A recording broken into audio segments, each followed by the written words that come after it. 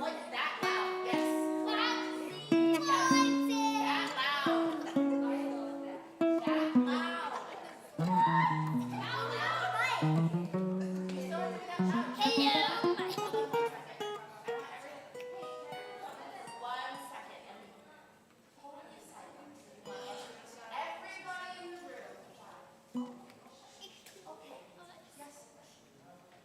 I'm going to sing how you just sung, and I want you to see if you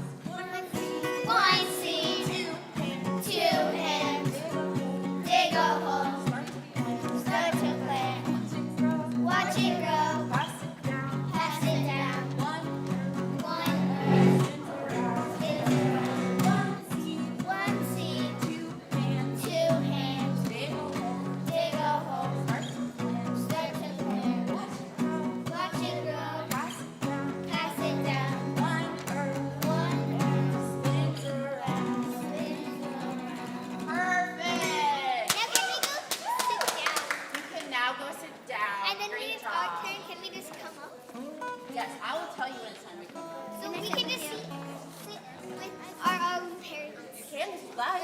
I think if you do it again, it starts at watch it grow. Oh, you're right. We'll make sure to remember that. I don't think you guys need your sheets. I think you've got it. Yeah, I'm gonna sit with you. They are going to get these. And that's me. Yep, they will be. So you got your seat. You can sit if you want. You can sit with your grown-up if you want. It doesn't matter.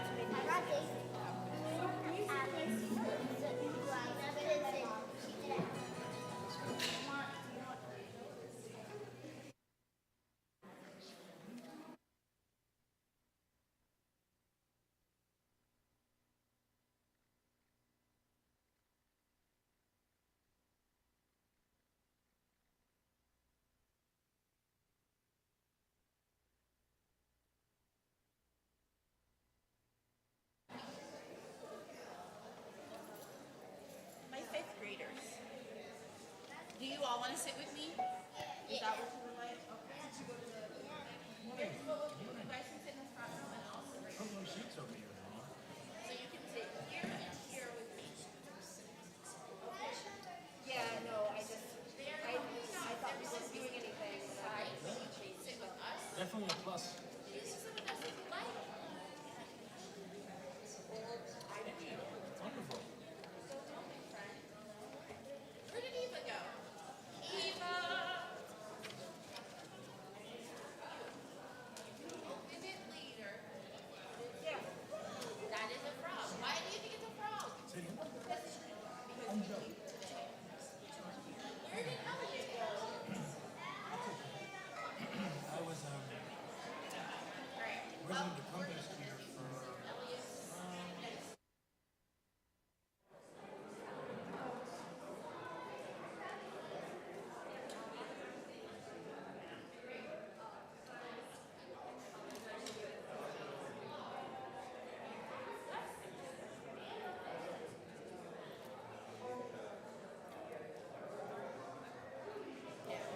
Joe, you're so thank you so much for making time.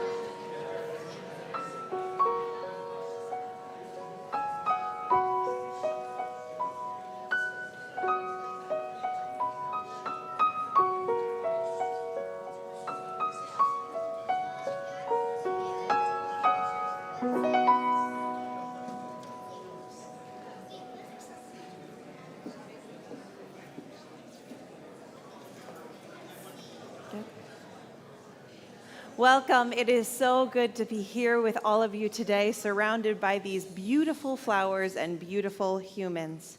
We are going to start off with Gather the Spirit.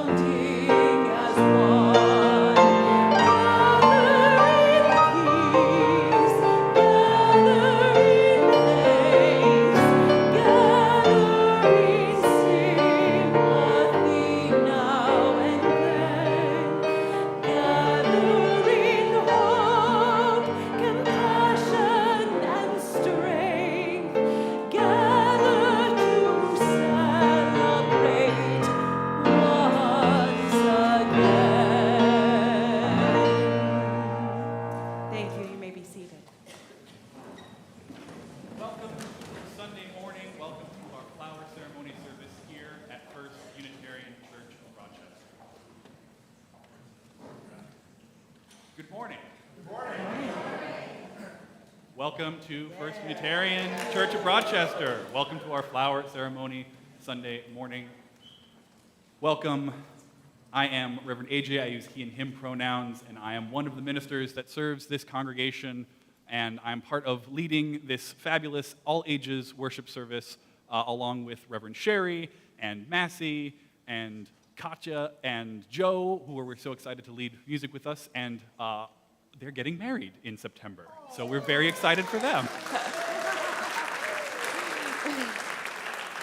And of course, all of you, not just because we've got many of you helping out with the story or with the flowers and fifth grade leap, but because that's what church is. It's not an hour on Sunday, it's not a building, it is a people with a purpose. And our mission here at First Unitarian is that through spiritual connection in community, we listen deeply to others and ourselves, we open to wonder and transformation, and we serve together with love and humility. If you are new or newish here, please stop by the welcome desk so that we can help you get connected and we can get to know you a little bit more. If you're here because you are going through a hard time or you were worried about somebody else who may be, please connect with our pastoral care associate. Elise is in the back. You can connect with her during or after the service. You can step out of the space and connect with her.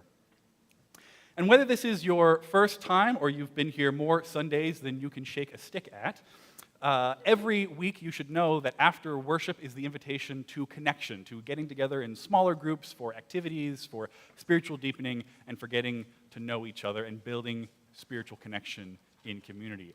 But today, your options are a little limited because we have the annual meeting, which of course is the most exciting connection. Now, this is where members will approve the budget, elect new leaders, and generally conduct the business of a self-governing autonomous congregation, as we are. But if you are not a member yet, or this all feels very new, please join me for UU 101, our introductory class to explain a little bit more about Unitarian Universalism and this church and what we're all about.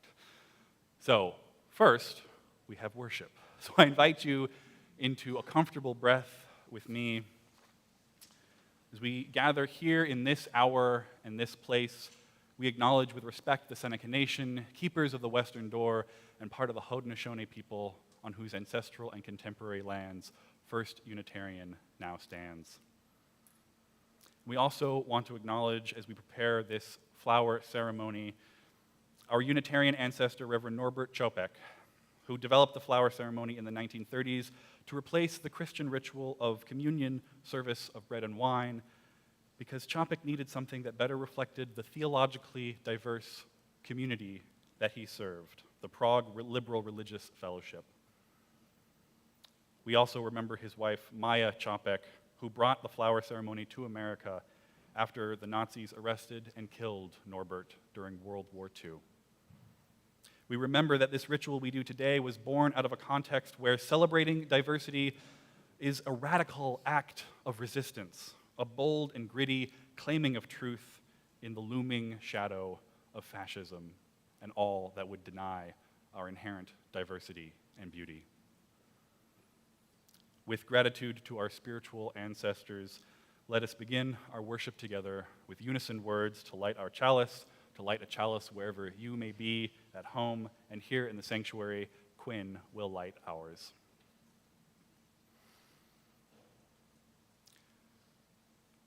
Life is a gift for which we are grateful.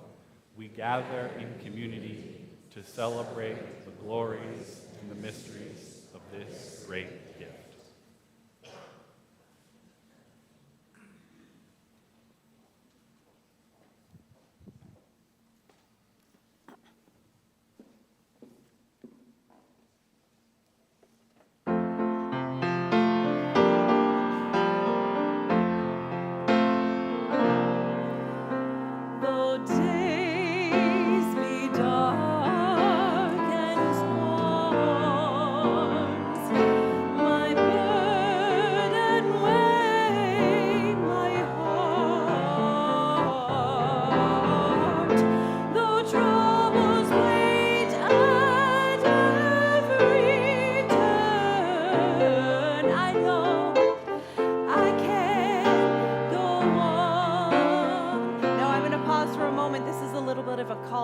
So when I sing, I know, you sing, I know. So I go, I know, I can go on. Let's do it second verse.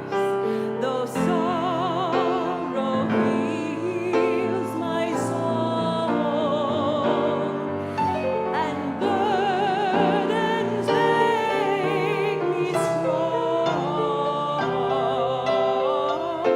though troubles wait at every turn, I know I can go on.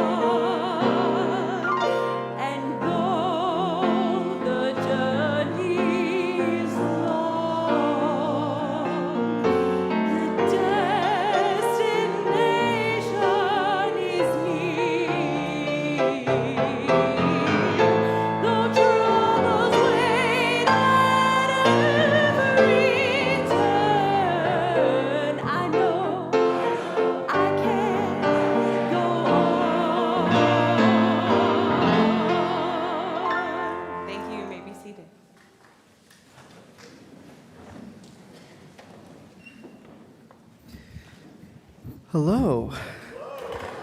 My name is Massey, and I use she and her pronouns, and today I am going to be telling you all a story. This story is called The Children's Garden, and it's by Michael Foreman. The child saw it after a night of rain, a speck of green in the rubble, peeping up towards the sunlight. They moved some broken bricks so that nothing would fall and crush the tiny plant. They didn't know what sort of plant it was, a flower or a weed. They just knew it would struggle to survive. The child searched around and found an old can which held a little rainwater. They brought it to the plant. "Drink up," they whispered. "Drink up." The sun was climbing in the sky, and the child gave the plant some shade with a little sacking and wire. The child's world was a place of ruin and rubble, ringed by a fence of barbed wire. In the hot, dry summer, the air was thick with dust. Faraway hills shimmered in the haze.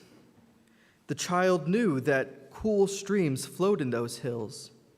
They used to go there with their father, but now the hills were on the wrong side of the wire. Over the following weeks, they cared for their secret garden. Soon the green tendrils reached to the high barbed wire fence. Now the child could tell it was a vine, a grapevine. It spread along the fence and gave shade to its own tender roots, which in turn sent out more shoots.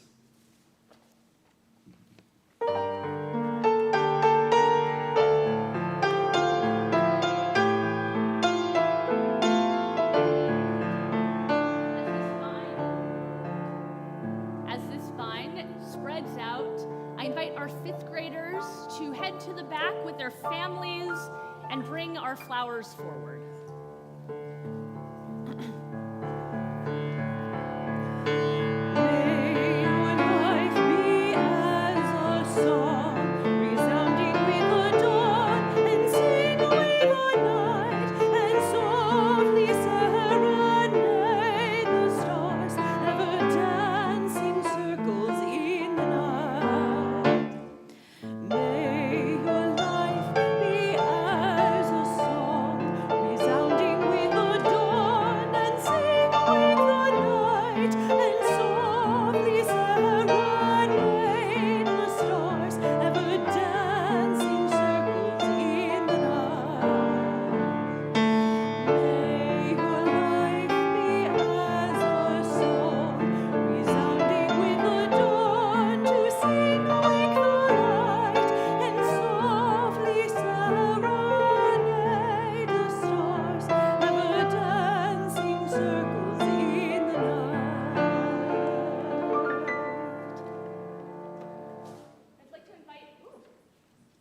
I'd like to invite Elliot and Eva forward to come join me on the steps. Two of our fifth graders, there are others who couldn't join us today. Now, we celebrate two rituals today, and I'm a stand-in today for our acting director of religious education, Amanda Graff, who is sick today. But it is sad, I know. That was, let's make sure we do like a really good aw, and then we'll cut it out of the video. Aw.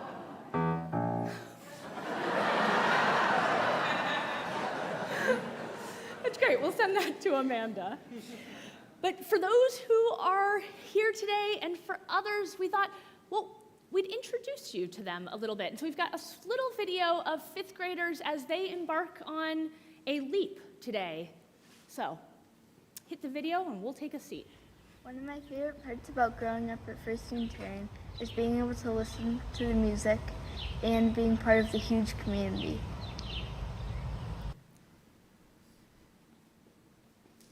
Yeah, ready. Go ahead. Growing up in First Unitarian has been really fun. We meet all sorts of different people and learn about so many different religions. Okay. Go ahead. All the people are One thing that I like about church is that everybody's ideas are welcome and everybody is welcome. I like that I was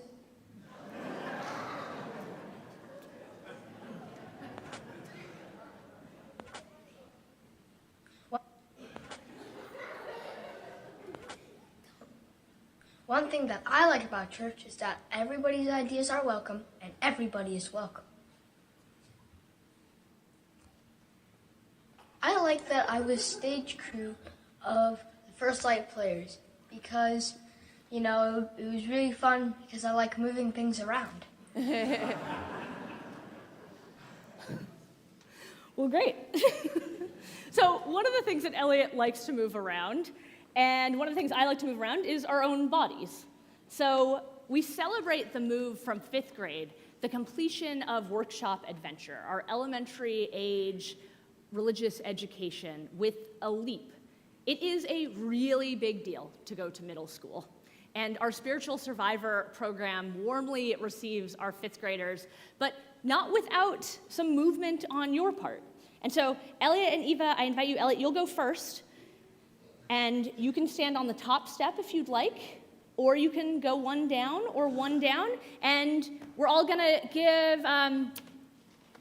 what is this called? Yeah. And you'll jump.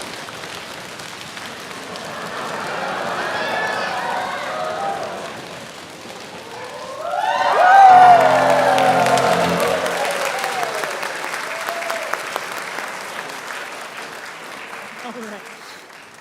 Oh, I see I'm in the way of photos. All right. Eva, you ready? Okay.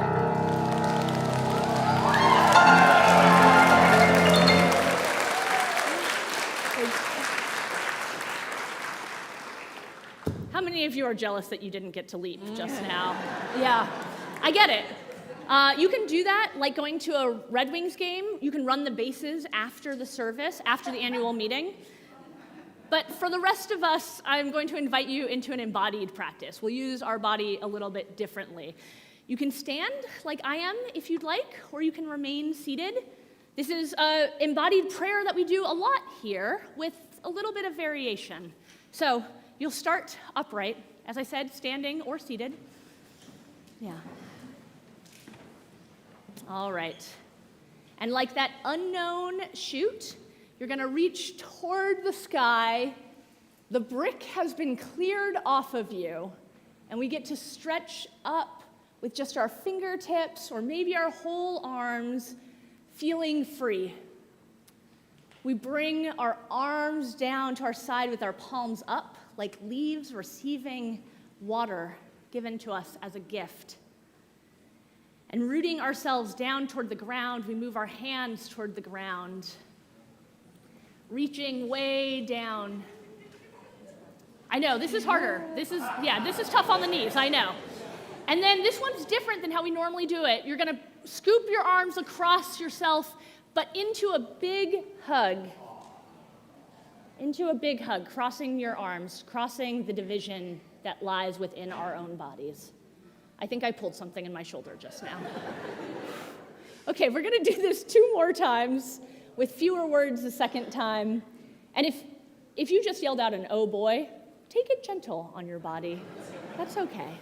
So we start up, coming down with our palms down, reaching toward the ground, and giving ourselves a big hug, crossing borders. Once more. Up, down, rooted, hugged. You are beloved. I invite you to take your seat and shake out whatever it is you might have just done to yourself.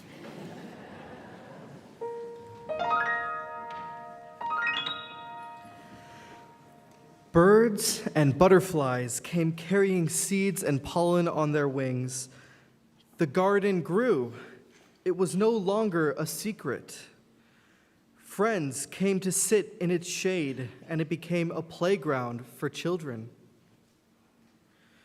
Then, one day, soldiers came and destroyed everything.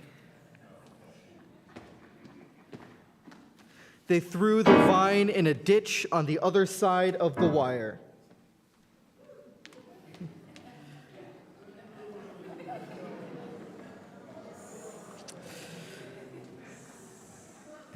And the child thought their heart would break. Winter came. The child and their family shivered in the cold and damp of their ruined home. Spring came late. After the first night of rain for weeks, the child noticed green shoots all along the ditch. Some seeds of their vine must have survived the winter. They worried about the new shoots. They couldn't get close enough to water them. They were on the other side of the wire.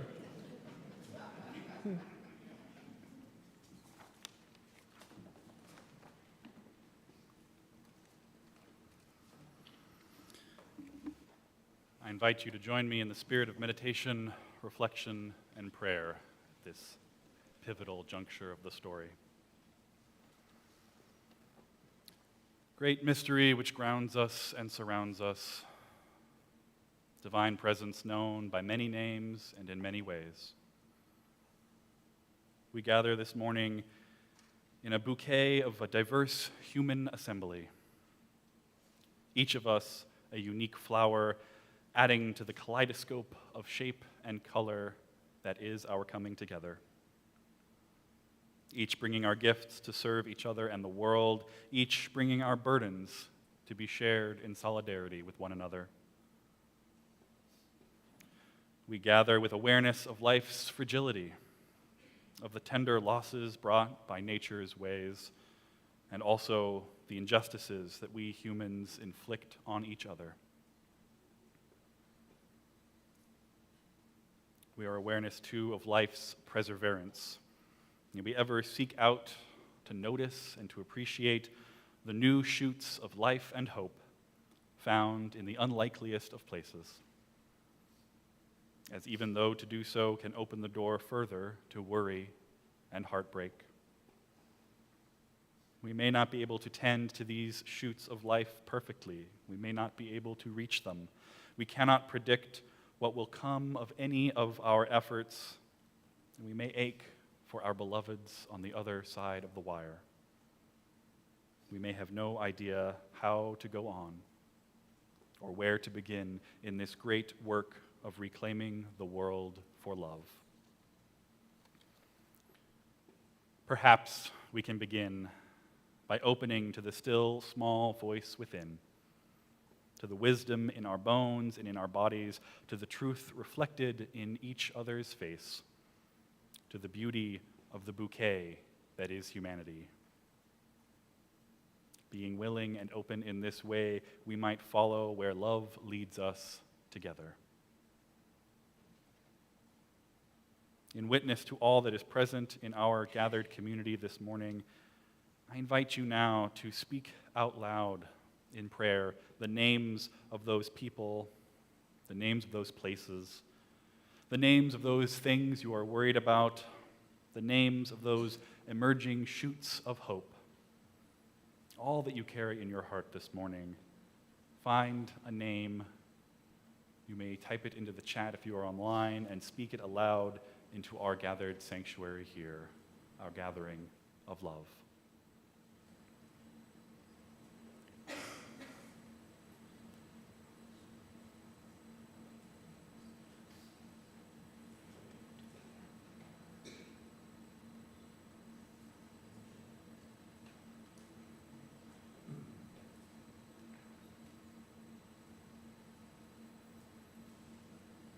And some sorrows are too tender to give voice to.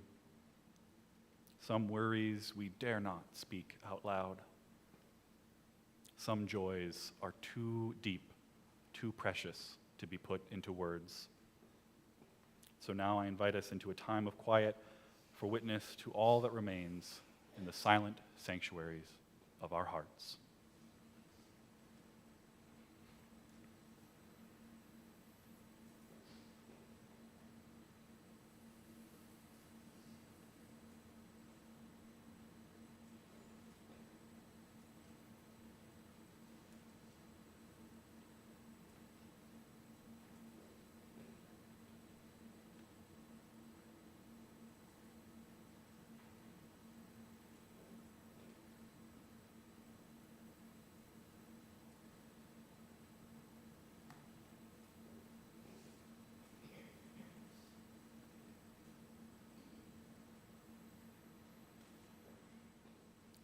May we be and remain open to all that is within us and among us this morning, holding fast in our own hearts and in this community and within the larger love that holds us all, always. Amen, and blessed be.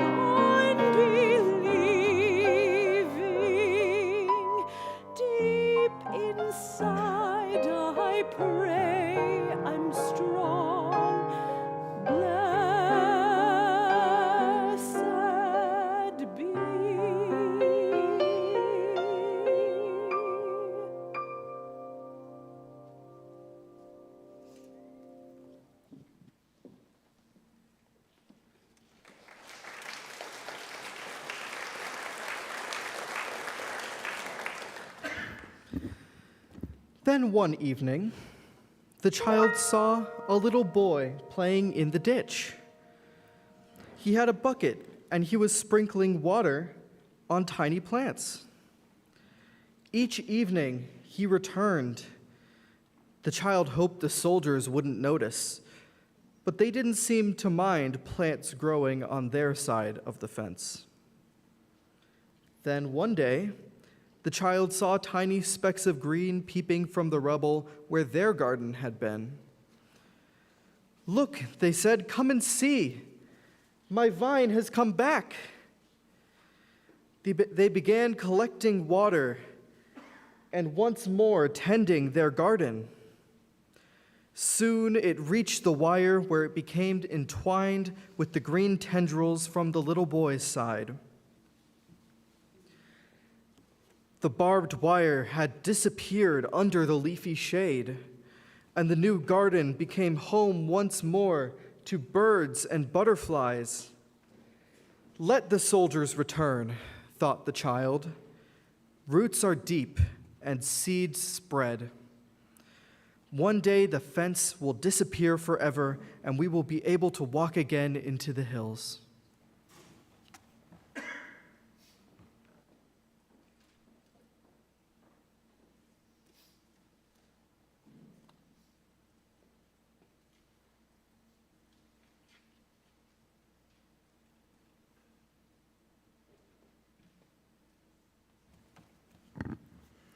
My name is Quinn Gall, and I use they, them pronouns. Everything our church does for ourselves and others is made possible by what we bring to it. Each week, we practice shared generosity to support the work and witness of Unitarian Universalism in Rochester. And half our Sunday offering goes to a partner organization working to create a more just and loving world.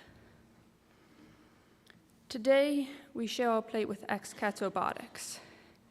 Not only does XCATS teach underrepresented students STEM and valuable life skills, it also gets them involved in their communities and government through community service, outreach, and advocacy.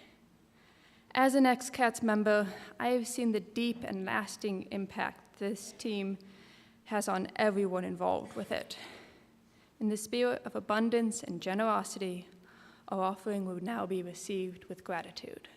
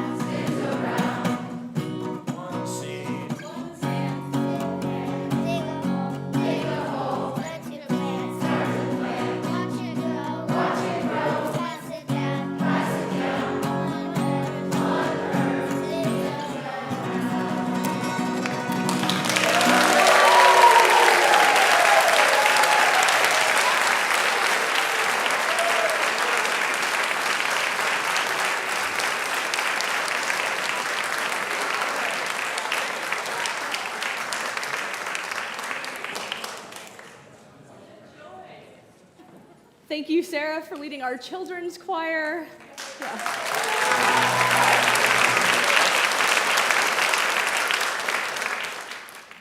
And to Joe, and to Katya, and to Massey, and to Reverend AJ, and to our fifth graders, and, well, to all of us on this joyous day. And yet, as Reverend AJ said earlier, this ritual that we do together, this annual gathering of flowers, it was born out of a context where, and these are his words, they're good ones, so I'm going to repeat them. Born out of a context where celebrating diversity is a radical act of resistance, a bold and gritty claiming of truth in the looming shadow of fascism. We gather today because every human life is precious. We gather knowing that we all bring unique gifts, a diversity of theology in this room and across this tradition, this big, booming movement that is Unitarian Universalism. And again, that seed, that every human life is precious. And so in our gathering, we name that there have been times where the preciousness of human life has not been honored. We gather knowing that this ritual was born in a context where we can imagine Norbert in a camp, in the shadows of a fence not unlike the one in our story. And we can imagine what it means to celebrate life in that context. And so we add a flower here, and Reverend AJ, I'll ask you to add that to our altar. A flower here holding blossoms in it. Each of this flower representing 1,500 precious human lives. This flower for those Israeli lives lost in October of this past year. Each of these flowers holding blossoms, each of these flowers representing 1,500 precious human lives. The other 37 are Palestinians who have died in the last 9 months. There are not flowers enough for the estimated 500,000, mostly soldiers and still someone's precious child, some precious peanut of God killed in the war between Russia and Ukraine. The flowers along the bottom, all not enough to hold up the beauty of lives lost in recent years in Sudan, in West Africa, in Southeast Asia, in armed conflict. It is a radical act of resistance to hold human life as precious, to know that each of us brings a gift worth honoring. We can imagine what it means to celebrate a ritual like this in the shadows of a fence, not unlike the one in our story. And we can imagine, because it is our holy task now to celebrate this ritual, this proclamation of the goodness of human life, and celebrate its diversity, because one day, as our story tells us, the fence will disappear forever, and we will be able to walk again in the hills. This ceremony invites each of us to bring our gifts to this community, to know that together we are better, not because we are all the same, to know that the beauty of human life, the beauty of the bouquets that we create, is in our diversity. And so if you grew a flower this year with the expectation that you would bring it here, that you planted something last year thinking it will come up in the spring and I'll bring it to church, or if you picked one up on your way in because it's your first time here, or if you, like me, every year get very excited about this and forget, whatever it is that helped you to bring a flower to this place, I want you to hold it in your mind's eye.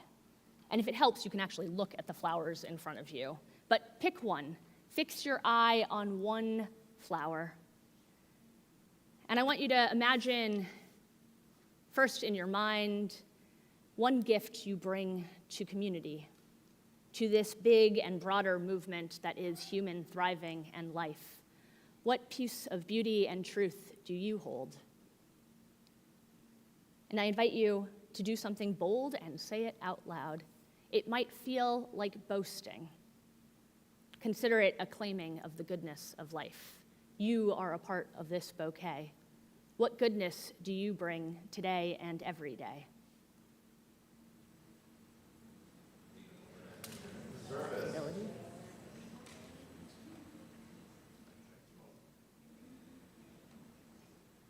There are so many things, and we need all of it. We need all of us. Each of us comes into this community with our own special gifts, and let it be known that whether you return again and again, these gifts go with you. And yet it is by coming into a place where hopefully your gifts are nourished, where the bricks that fall over you might be cleared away, where our being together might help each of us flourish. And so our flower ceremony, for those who are new to this, and for those who could use a reminder, which is all of us, invites us at the beginning of the service to bring a flower forward. And many of you have done that, placing it into vases where then someone else brought them to our gathering. And I see that there are still a few back there, and I mean it when I say we'll need all of us. And so if I could get literally anyone at all to pick that up and bring it forward. You can be late, but you will not be forgotten. And if you are clutching your flower in your hand now, thinking, oh shoot, I missed that direction, now's your time. Come add it to our gathering.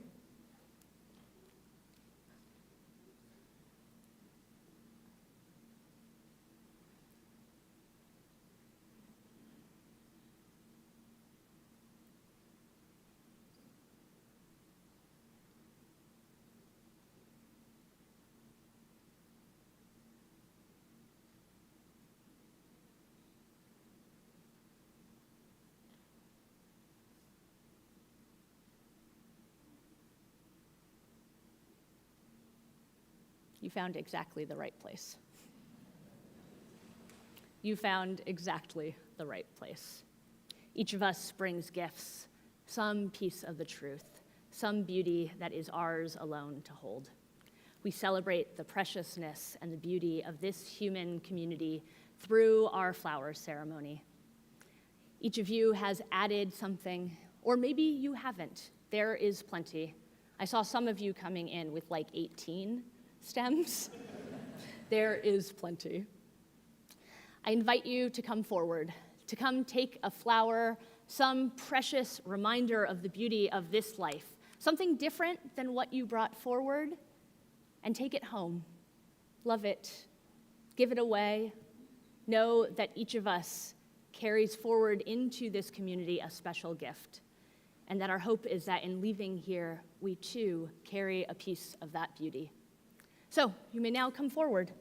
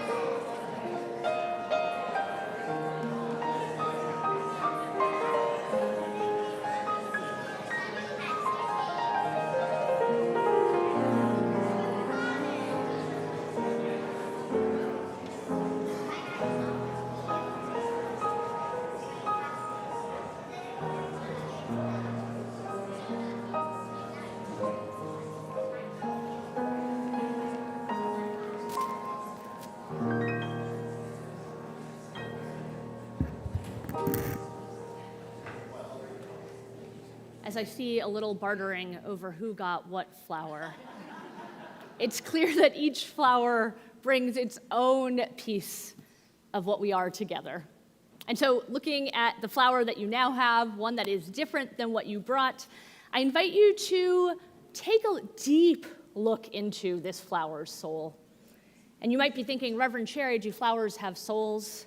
I don't know. I'm a Unitarian Universalist minister. I think so. They do, I hear a child call out. And I invite you to name one gift in this community that you don't bring, but that you appreciate in someone else. Something you have seen here that is beautiful and possible that you cannot do alone.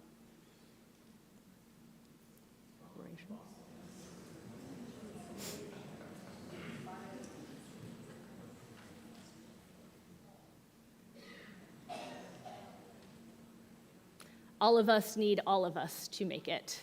Together, we are a beautiful bouquet of dazzling diversity and bountiful beauty. The abundance of this gathering, the abundance of what we can do together, brings my heart to a holy place. And so I invite you to rise and sing our closing hymn, led by Katya.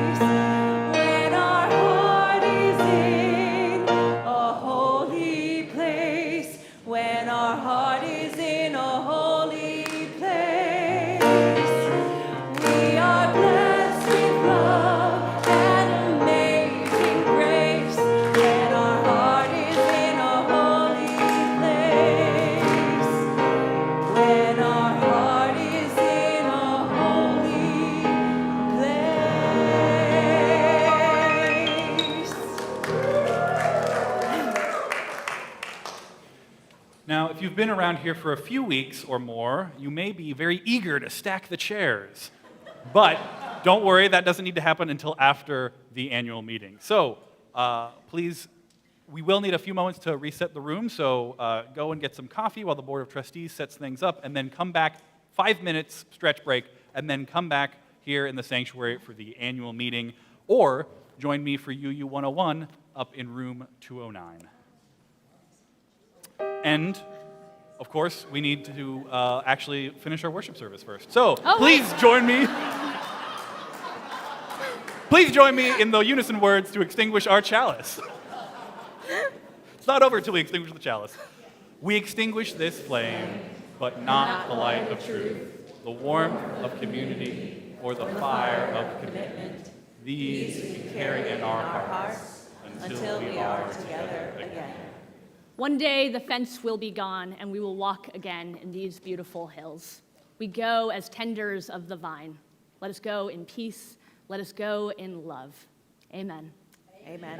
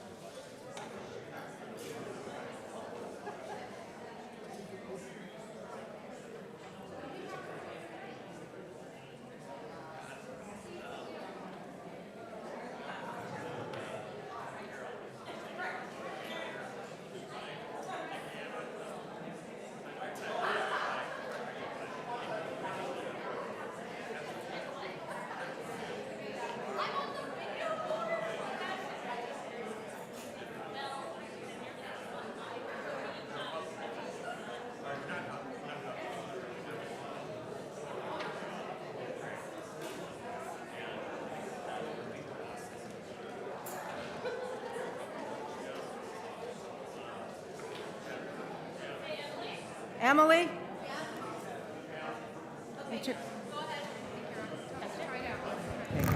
Good morning. Those of you who are not in the sanctuary and are coming to the annual meeting, we would appreciate it if you would move in that direction so that we can get started. Thank you. Tell her I came. I'm sorry? Okay, Emily. Lynn has my K. Thank you. If you can make your way to the sanctuary, we can keep this short and sweet. We do need a quorum. Test, test, test, test, test, test, testing, testing. Let Mike K. Good? All right. Okay, welcome. I'm Barbara DeLeo. I am the moderator for another hour. So this will be short and sweet. I appreciate all of you that have stayed, and so my promise is to make this as quick and efficient as we can. All right. I'd like to ask our tellers, who today I believe are Laura Humphrey, Ellie Stauffer, Madrigal, who represents our next generation, Whitney Egg Harrison, Freddie Snipes, if he's still here, and Imani Kitswana. If you would stand, and let's do a count of the room, please. Those that are in the lobby and other places, at least pop in so we can include you for the count. So tellers, if you could stand and just move around and do the count, and then gather together and come up with a consensus. And Emily, if you can give me a count online, that would be great, because I can't get on. 5? Okay. 4? Okay. She said 4. Yes, Emily.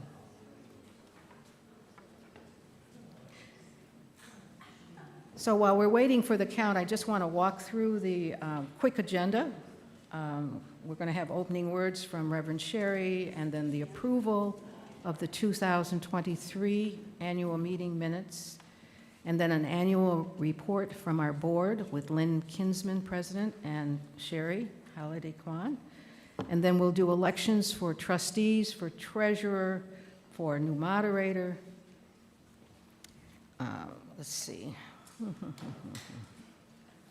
Then we'll do the, and nominating, thank you, Shari, leadership nominating. I'm not used to using the digital format because I printed out the agenda and it's sitting on my dining room table. So, you know, nothing has changed with me.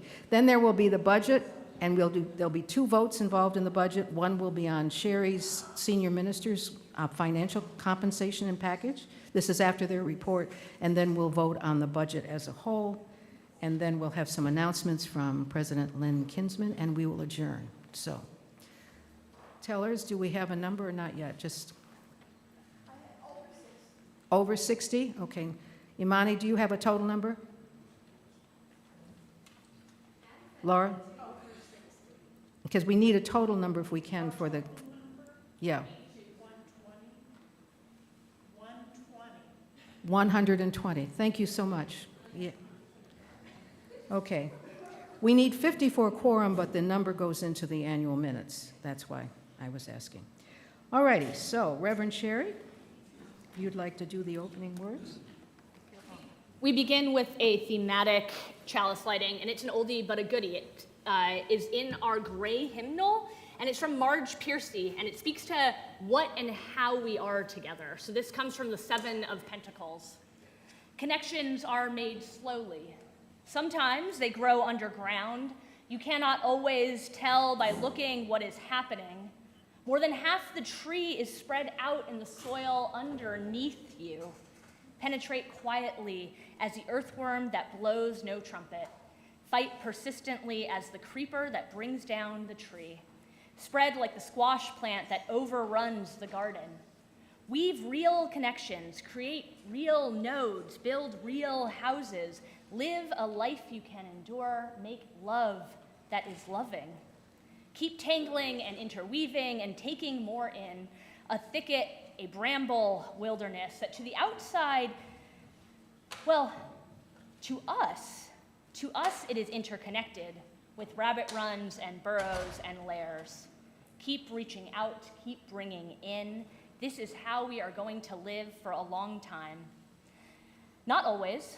Every gardener knows that after the digging, after the planting, after the long season of tending and growth, the harvest comes.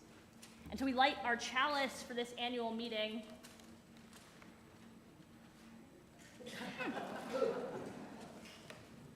In a moment, I will light our chalice for this annual meeting. I have matches. Oh, Barbara's got a lighter. Nope. Barbara's got matches, she corrects me.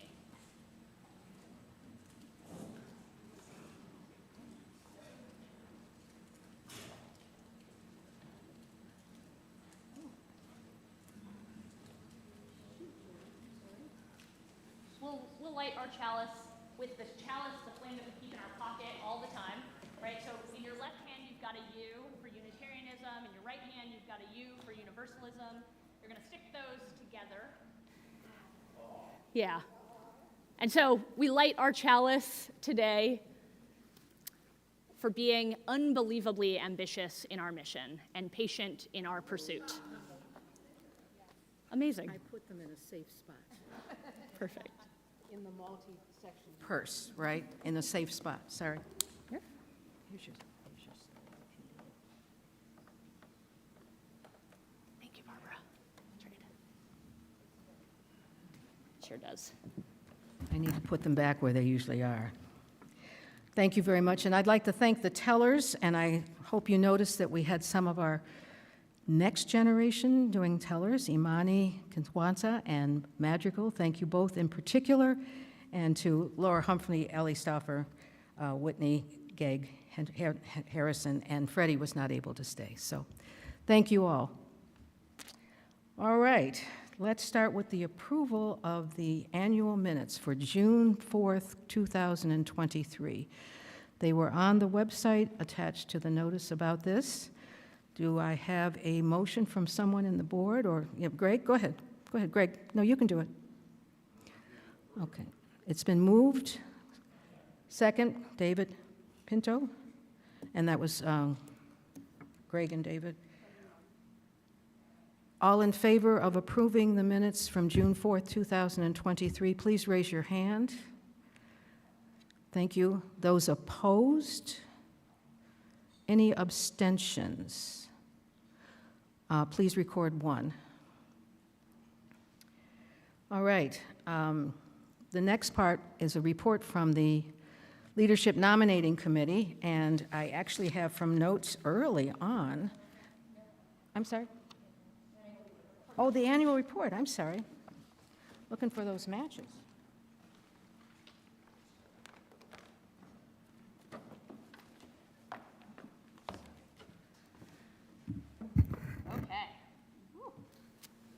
All right, so I want to start with a story from April.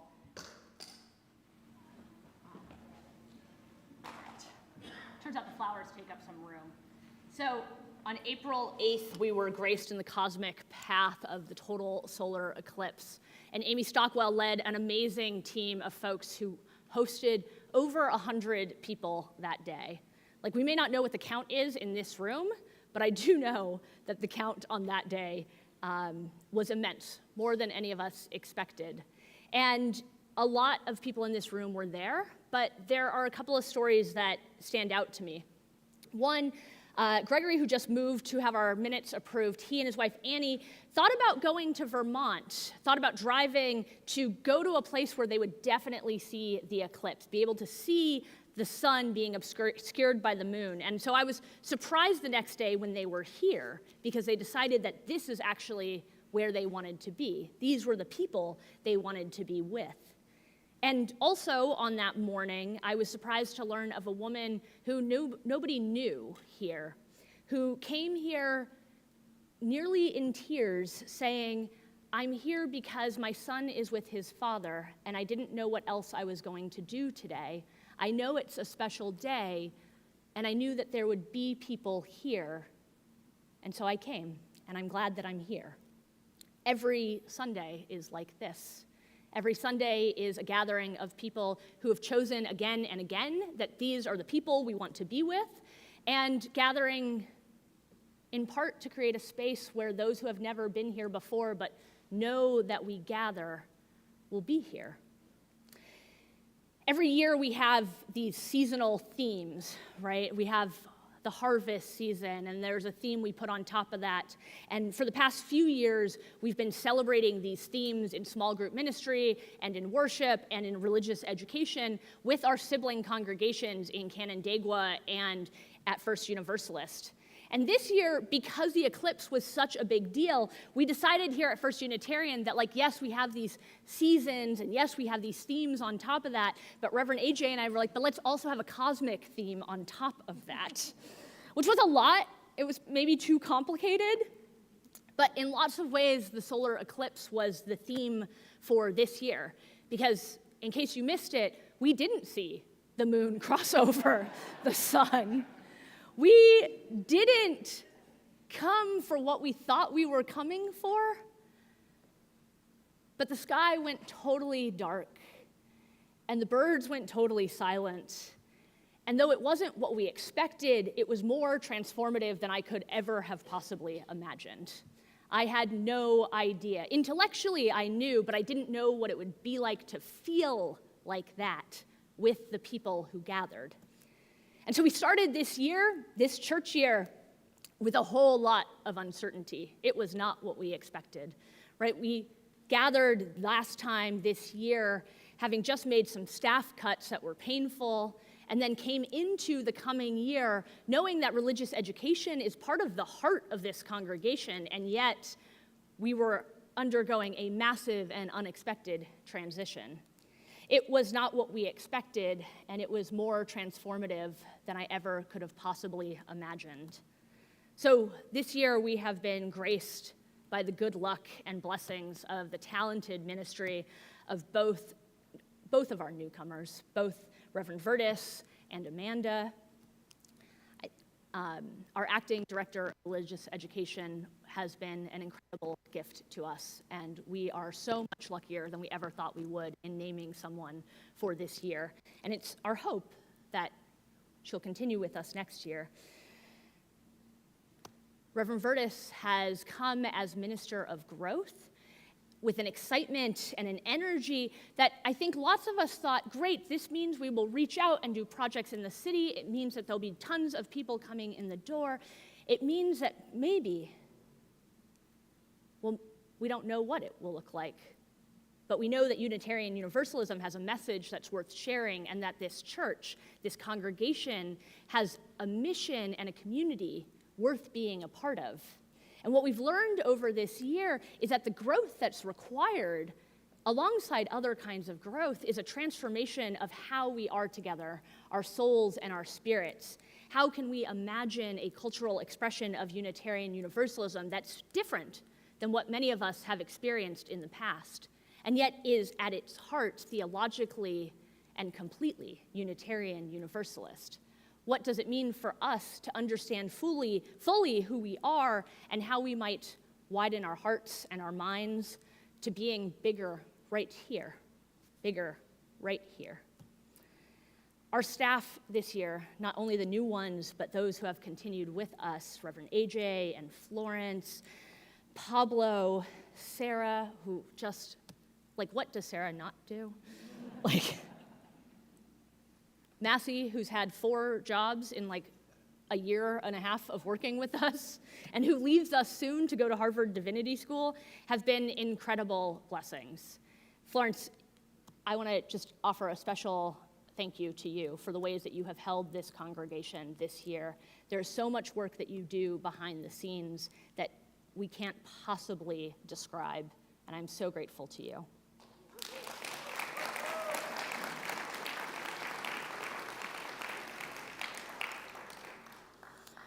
Of course, we say goodbye this year to Shannon Foose, who has served as our membership and pastoral care coordinator, whose gifts were many, and whose presence and absence are felt. And we use this opportunity to recognize that her gifts were particular, And also the needs of the congregation are constantly changing, that we are the stewards of a tradition and gifts that have been handed to us, but we carry it forward for the generations to come. And so what our staffing looks like, what our programming looks like, everything we do together is changing, shifting. And so we look now to follow that role with something that holds community engagement and volunteerism more broadly. And I'm grateful to the lay leaders who helped me think through what that might look like. I'm grateful to the lay leaders who move into spaces where there are gaps in between staffing, and lay leaders who move into partnering in the mission of the church, because that's what it means to be the church together. We are unbelievably ambitious in pursuit of our mission, and yet patient in this pursuit is the name of the game. And so I also want to lift up some of the work that the board has done this year, and you'll hear more about that from Lynn, but much of what the board does holds this very weird, dual-natured place of big vision for who and how we want to be together, and a whole lot of boring paperwork. Thank you, thank you, thank you to the trustees who show up again and again for evening meetings, who show up to church on Sunday, who show up to say yes to what First Unitarian is already and what we can be together in the coming year. So as we look ahead in the coming year, we look at continuing a lot of the good work that we've been doing, but setting a foundation for big things to come. One of the things we'd hoped to work on this spring, but we weren't able to, and so it becomes, as I look out into the room, I realize a 5-year past due to-do list item from some of the people who said to me when I first got here, you know, Shari, we really need a church covenant. We're gonna get to that in the fall. We're gonna figure out how we wanna talk about what it means to be together. Covenant is at the heart of our religious practice, and it's important as a congregation that we do that together. We're going to be continuing some of the work that Reverend Vertis has been doing, figuring out how to bridge who and how we are already with a broader audience, with a broader community. And he's working right now on a podcast and a music ensemble called the Jubilee UU Singers that will invite us into fuller and more diverse cultural expression of who we are. And we'll continue building on the learning that we've done in religious education this year. It has been an important year of understanding what continues to serve us well, what do we want to continue to bring forward, and how do we want to be different. And all of this is set against a bigger backdrop of our worship life, our social justice work, and this space entrusted to us that is not the church and yet allows us to be the church. Who and how do we want to be together in the context of our broader community? So, unbelievably ambitious and patient in our pursuit, each of us as leaders and each of us as part of the mission. Thank you all for being the church.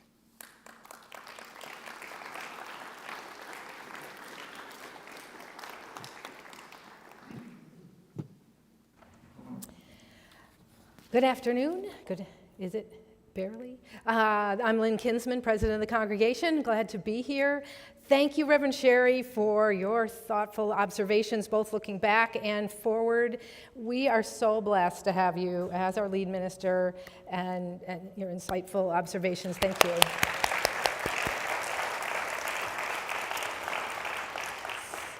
So it is an important time of year for us to engage in that collective reflection and to celebrate that deepening of our bonds together. When looking back on the year together, I like to think about things that came as joyful surprises, maybe were unanticipated, and there were several. Two in particular I want to mention is hosting the Interfaith Thanksgiving Day service was one that came as a little bit of a surprise, but it was a triumph, even though we only had a few weeks to plan. I was so honored to be the host congregation for that service this year. And on top of my list has to be our opportunity to be one of the ordaining congregations for Reverend Vertus, and the incredible service held here for that event. Wow, that was such an honor. I hope many of you were there. It was a beautiful thing. As president of this congregation, one of my jobs is to lead the board in generative discussion and linking with the full congregation on what more we could be doing to lean into our stated mission and ends. This year, we've been inspired by many meaningful conversations. During the fall and spring stewardship drives, we reached 95 different conversations took place between our stewards and our congregation, many of those being board members, but certainly not all. 95 people had one-on-one conversations. I see Elise smiling. She was leading the charge. Thank you so much, Elise, of stewarding the stewards. And also we held our annual policy governance forum and 2 budget forums in preparation for today and the Meet the Candidates event, where we had very meaningful conversations with those who came, and hopefully some people watched the recording later of those. And we had 3 discussion circles in April and May, and an associated short poll with lots of comments that came in, where we heard from 53 of you in that exercise, and that brought us so much valuable input to what you want to see. So the input we're hearing on these conversations is that the mission and ends we crafted in 2019 are still resonating with people, but may be due for a refresher, so we will be looking at that as a board. We also heard acknowledgement that we want to attract and retain newcomers who may have different life experiences than each of our own, expanding on our racial, class, age, and neurodiversity, while also attending to the particular needs of our elders who sustain us and hold our collective history. Balancing those 2 things is what we took away from those conversations, both being so important. We heard that there's room to be more effective in our social justice initiatives, and that our work in religious education, although on a regrowth trajectory, could be building stronger connections among our children and youth. So we'll take that valuable input as we move forward into the new year for planning. These are ambitious visions for us. To get there, we have basically 2 resource obstacles to wrestle with. One is monetary, and the other is people power.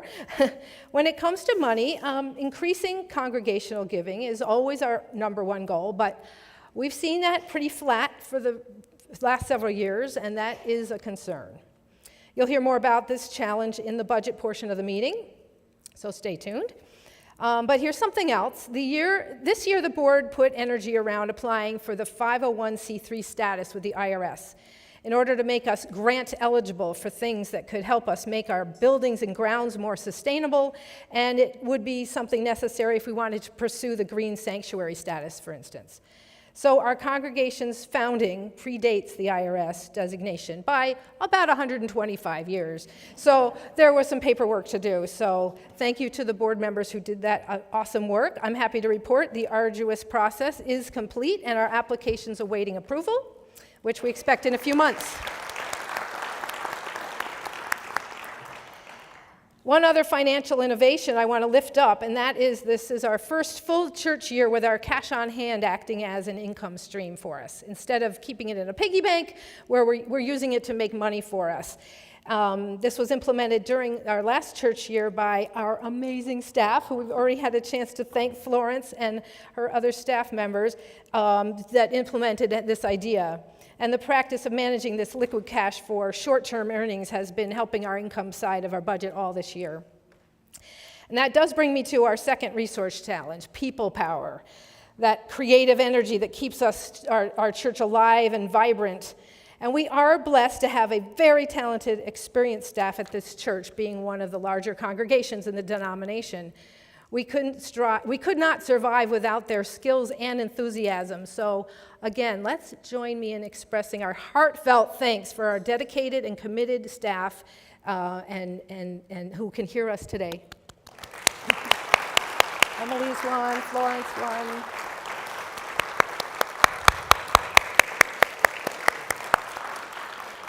So hopefully some of them were in earshot to hear that. You'll hear more in a few minutes about the challenges we have sustaining that high caliber of staff that we have, which doesn't come for free. One of the key learnings from our interim period with Reverend Joel Miller before Reverend Shari's arrival was that this church has a history of depending too heavily on its staff, and that expectations need to be adjusted. I think we've made some major strides toward improvement in this area, but it would serve us well to think more like a church where we, the people, feel the responsibility and empowerment to be the church, as Reverend Shari was saying. We have a few people doing a lot of the work. We have dedicated volunteers who are tired and need more help in their ministries or someone to pass them on to. Church is a place where you get more when you give more, and individuals are called to do the work. I believe we have capacity that we haven't accessed yet. So what do we do to face these challenges? In the coming months, the board, along with Reverend Shari, will be reimagining both financial and people resources to tap into sources that are currently locked up. We can leverage funds we already have in better ways. We can imagine new ways to connect people to tasks that need doing. And there probably are new roles we haven't even thought of yet that might fit better with the people we have. And that is where the Legos come in that you might have seen on your way in. They are to symbolize that we all have a block to bring. We all need to be part of the building of the scaffolding that supports the work of this community. The leadership, the board, partnering with Reverend Shari and the staff, can help everyone find their block so you can all add it to our foundation. More on that later. It's a job of the board to articulate the vision held collectively by the congregation and to support our lead minister to strive toward it. We promise, to be creative in how we do that in the coming year. So thank you for the wonderful opportunity to be your president this year, and thank you, Reverend Shari, for the mutual support we have given each other during our ups and downs of these many months, and we are stronger for it. Thank you very much.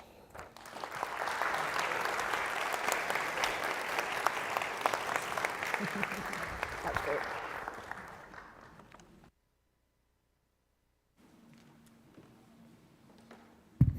Thank you, Reverend Shari, and thank you, President Lynn Kinsman, for that. I've always find the annual reports interesting because I'm here every week and have no idea all the stuff that's going on.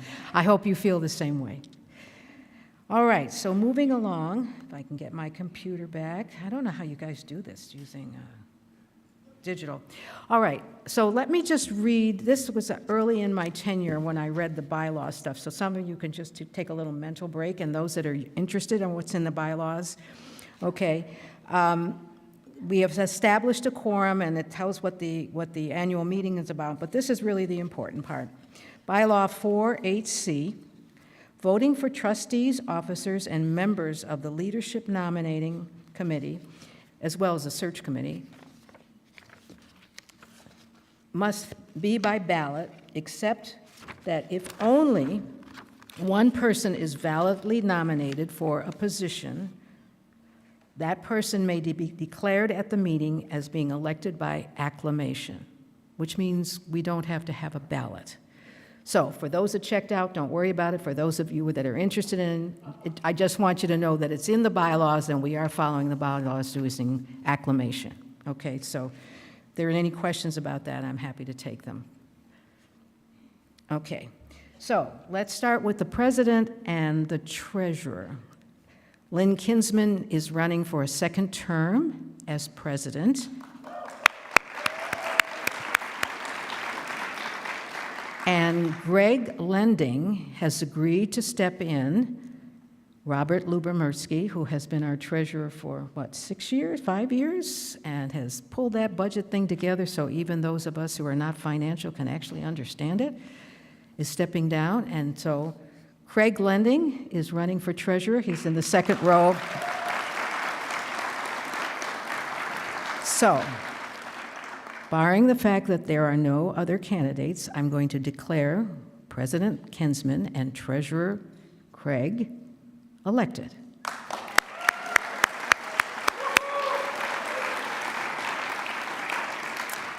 Okay, running for a 3-year term, one person is running for re-election. That's Kathy Lyubomirsky. Would you raise your hand? Okay. And we have 2 others, Lynn Lake and Mary Ann Randall are all running for 3-year terms. So Kathy, Mary Ann, and Lynn are running for 3-year terms. Ernesto Michelucci. Michelucci. Okay, I apologize, and especially DeLeo, I should get that right. Anyway, is running for a 1-year term because Craig Lending had 1 year left on his term, and he stepped into president, and our bylaws, you can't be a trustee, and yeah, anyway. Okay, so Ernesto is running for a 1-year term. So I declare them elected by acclamation. Promised I was moving along. Okay. They will be serving along with Dave Pinto, who is currently vice president, Emily Casper, who is the clerk, Elise Wall, Keith Abel, Carl Olson, and Aaron Collier are our continuing board of trustees.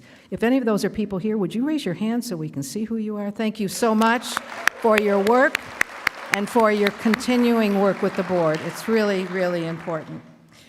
Okay, the next person is for the moderator. After 6 years, I will be stepping down, and Tim Farham has agreed to say yes. Tim is sitting over here, a past president, and I declare him elected by acclamation. Okay. We have Leadership Nominating Committee. We have 2 people running for election. That's Ira Schroll and Chris, but most of you know him as Cooper. Would you raise your hands, please? Ira and Coop are back in the back. Ira's wearing orange. Coop is wearing black and white shirt. Thank you so much for saying yes, and I declare you elected by acclamation. I would like to thank Nancy Wesson and Christina Williams, who have served 2 2-year terms on the nominating committee and for doing a great job. Robert Lyubomirsky, who is probably sitting mercifully thinking, this is my last presentation. Thank you so much, Robert. Ken Buckle, who has served 2 terms, and Barbara Kowalski, who has served 1 term. Thank you both for your service. Now it's time to turn it over to Robert and Florence, and I believe Reverend Shari to talk about budgets. Remember, this will be 2 votes. 2 votes. One will be on the minister's compensation, and I will step in and take the vote, and we will do a hand vote on that, and then we'll be doing the budget. Okay? Thank you.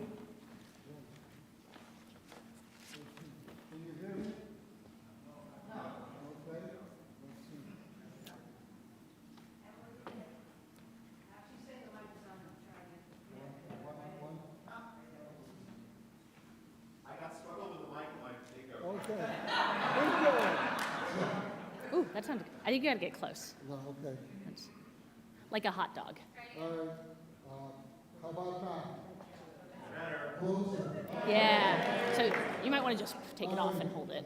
Yeah. All these years of parenting haven't been told them to play. Anyway, thank you. We're going to move on with our not final budget presentation. And I had a few comments about, Robert, you look relaxed. This is your last official act. Well, less or not less, this is a culmination of 5 years working with an amazing board and an amazing team of employees within First Unitarian. So I've been privileged and honored to be your treasurer for 5 years, and I will support the new treasurer any way I can in upcoming years.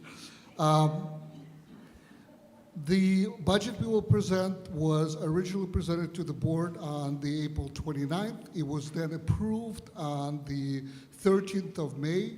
The board approved the presentation and the numbers and recommends congregation to approve the budget as well.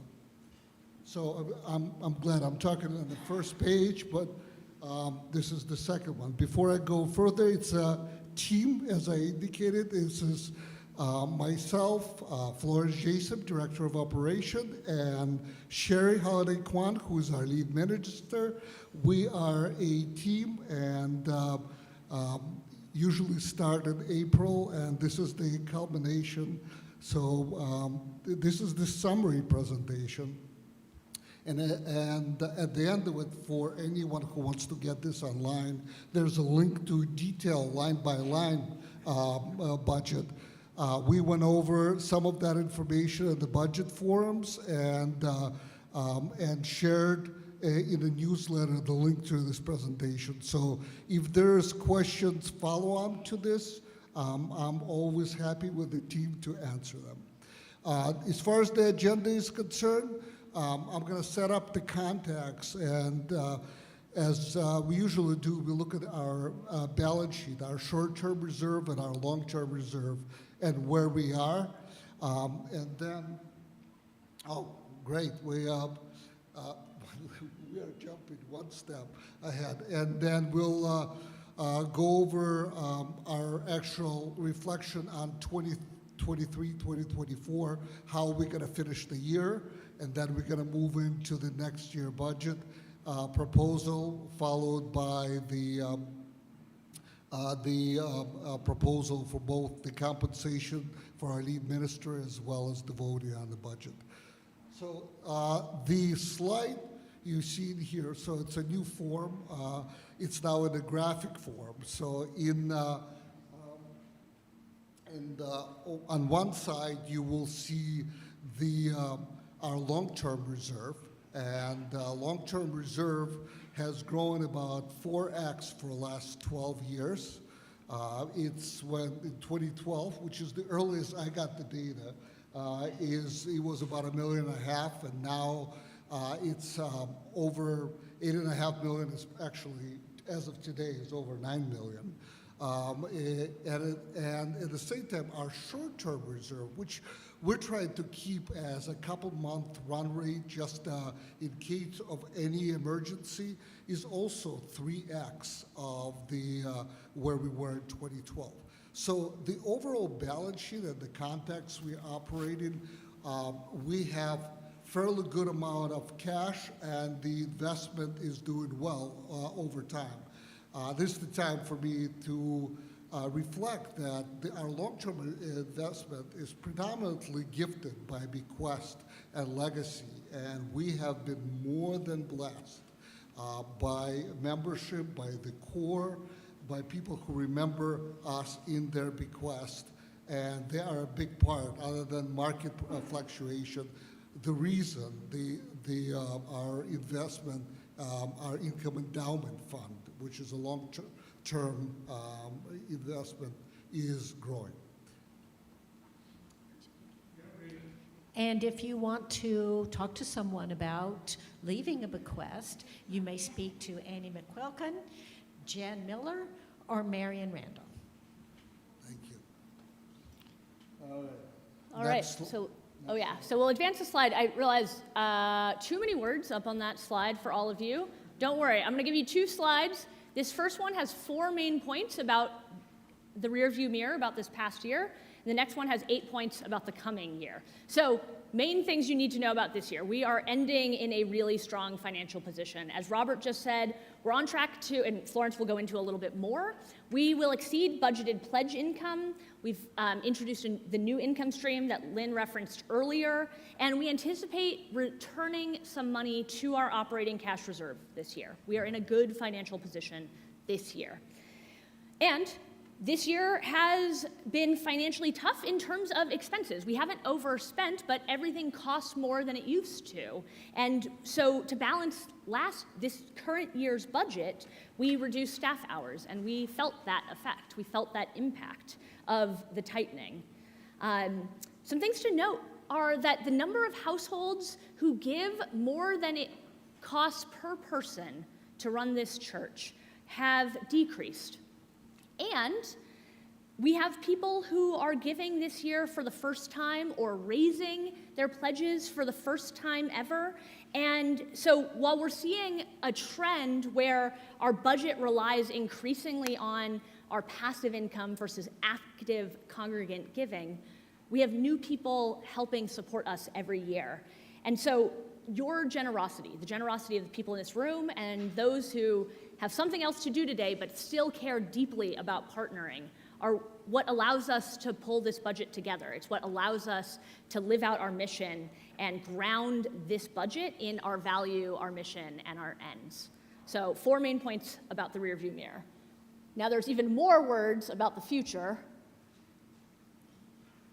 Maybe. I'm just going to go into it. So here's some things we're thinking about for next year. So lay leadership development and support is critical to how we proceed together. And building a deeper bench for conflict and covenant repair is a big part of that. How will we become the multicultural, justice-oriented spiritual community we are called to be together? And we're going to figure out how to do that in ways that I think align with our values deeply. We recognize that we are a community of communities. Already, we are a community with incredibly diverse needs, incredibly diverse backgrounds, and ways in which people engage in this congregation that don't necessarily naturally touch each other.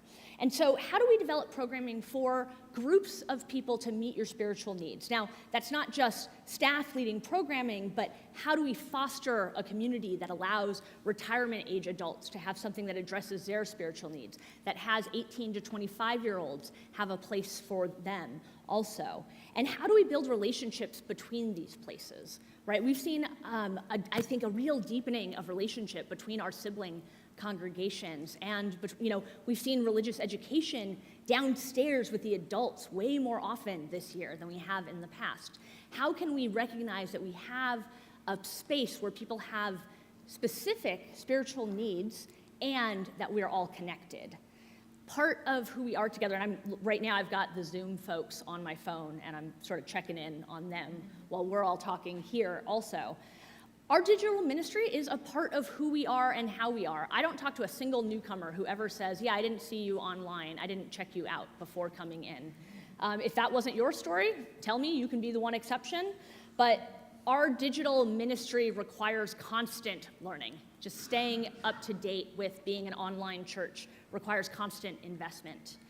And we're in a multi-year process of trying to align our staffing and compensation with local, national, and UUA compensation guidelines. Our changing organizational needs and our values as an employer are all in this complex dance of how do we treat our people as best as we possibly can, while in the dogged pursuit of our mission. Also, just 2 more things about the coming year. Reverend Vertus will continue his work of helping us grow our souls and our institutional identity. The programming of the Jubilee UU Choir and the podcast will begin this year. And it's anticipated also, I mentioned this again at the beginning of my summary, but a transfer from the operating cash reserves. So a transfer this year into the operating cash reserves will get transferred into next year's budget to help us balance the budget. So 4 points about this year, 8 about that. Next. And the slide shows where we expect to be at the end of the fiscal year. You'll note that this slide was prepared some time ago at the end of our 3rd quarter, which ended in March, so the numbers were run in April. By the time we actually close the fiscal year at the end of the month we're currently in, you can expect it to be somewhat different. So as the 2 takeaways from this are that we are returning money to the operating reserve. And the other takeaway is that the reason that we're able to do that is because we had several positions that were not filled for part of the year. That would be the DRE position. It took us a little bit to find someone and get them onboarded, so that position was vacant for a while. And then we've also had lots of turnover in our facilities maintenance staff, which has meant by the time you add all the periods together, that there were many weeks that we had no staff expenses for facility staff. Gregory? It's difficult to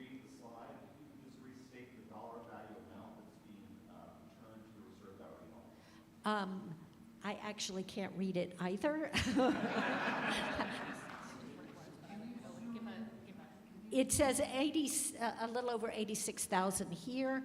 I would anticipate that it's actually, because when we saw that number, our thought was, oh, that means we've skipped doing some programming things that we should be doing. So we have spent some of that. And so we're expecting it to be closer to about 60 that gets returned, maybe 65. Question?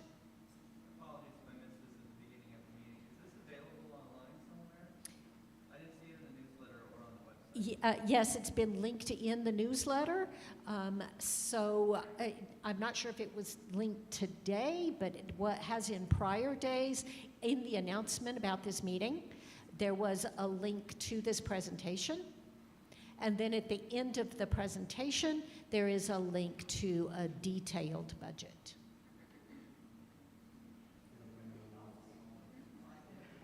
Look for the orange box in the newsletter.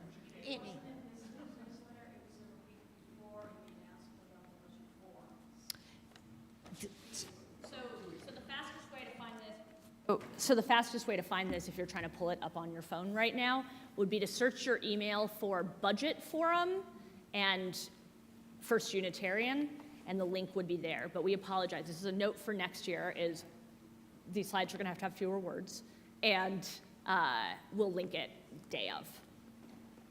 Yeah. Next slide.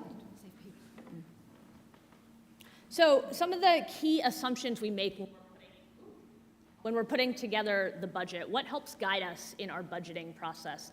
First and foremost are our church's ends. These are the articulation from this congregation of what do we want to do together? What matters to this church?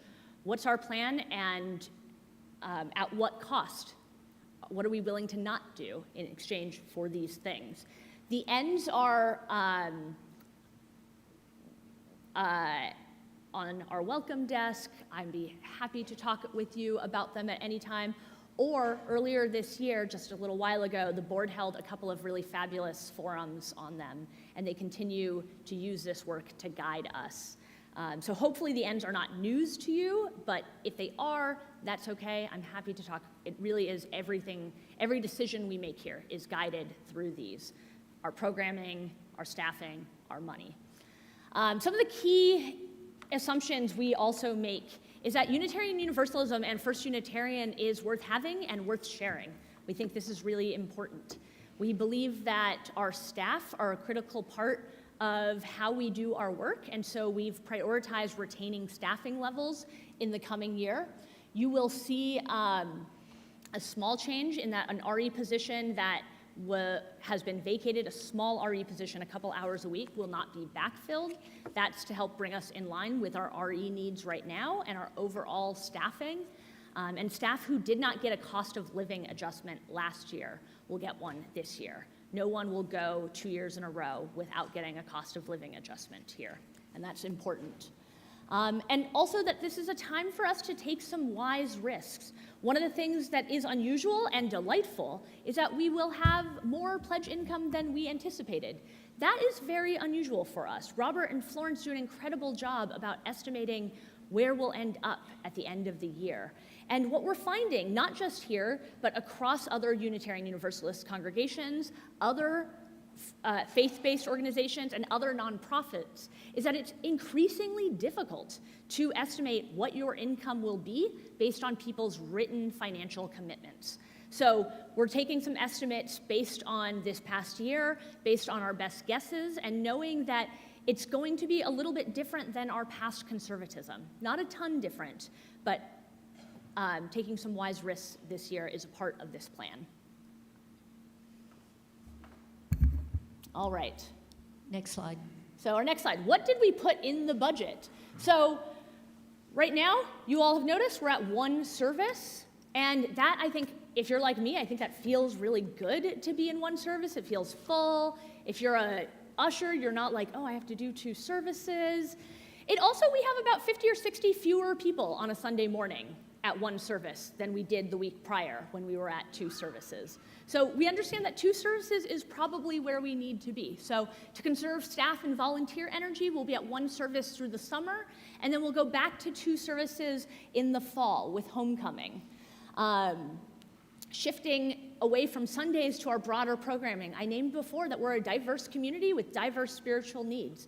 And so how do we as staff and as leaders create a container for groups to meet diverse spiritual needs? That's a big part of our priorities, and that's a big part of what we're funding next year. A bit about income that you've seen. And Florence, I'll hand this to you in just a moment, but I'll say first around giving, just to name. For our newest members, they rarely give at the same level folks who have been coming here a long time do. Now that reflects perhaps, you're new here, you're not yet sure if this is gonna be where I make all my friends and spend all my time, and these are not yet the people who have shown up for me in hard times. And so there's a bit of a discrepancy with our newest givers and those who have been around a long time. That discrepancy, unfortunately, though, is also aligned with the larger economic context. Our folks in their 30s and 40s are much more likely to have massive debt, student debt in particular. And the economic realities of folks in their 30s and 40s is just really different than it was 50 years ago. So. One of the sources of income that we have is rental income, primarily from Eastman Community Music School, 2 programs, New Horizons and the Encore Chorus, and then the Winton Road Nursery School. This year we are changing the terms of our contract with Winton Road Nursery School. In prior years, we have been responsible for cleaning all their classrooms for them, which has meant that it was costing us almost as much to have them as what they have been paying in rent. So we have renegotiated that contract. They will be doing their own cleaning. As a consequence, we have reduced the amount of the rent that we are charging them. So you'll see that in the budget proposal that other types of income, that there's a slight decrease there because of the change in that contract. There is a corresponding decrease in facilities staffing expenses as well. So I just want you to be aware that it's not just the income that is changing, but it's also the expense side that's changing as well. And then you'll also see in those other income categories, we are continuing to receive interest on our operating cash. So we do maintain a certain amount of money in our bank account, in our checking account, and then any excess we have parked in funds that allow us to earn some interest but are still liquid so that they're there if we need them, and that continues to provide a good source of income for us over the course of the year.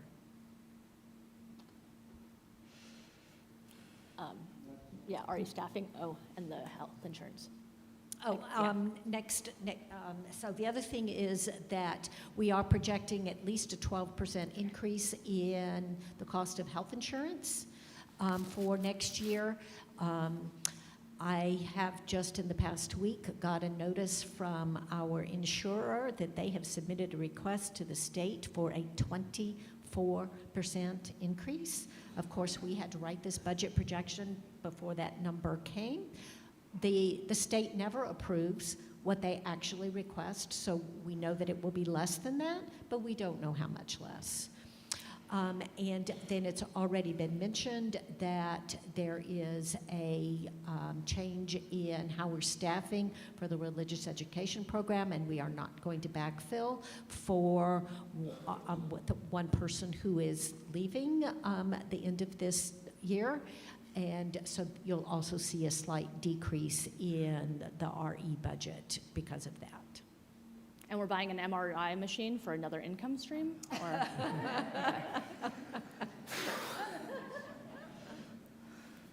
So you can see here more details about the income proposal.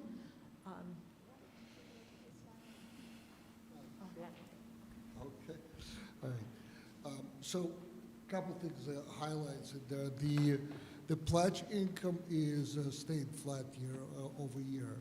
But if you remember, Reverend Shari talked a little bit about a less conservative style and more risk style.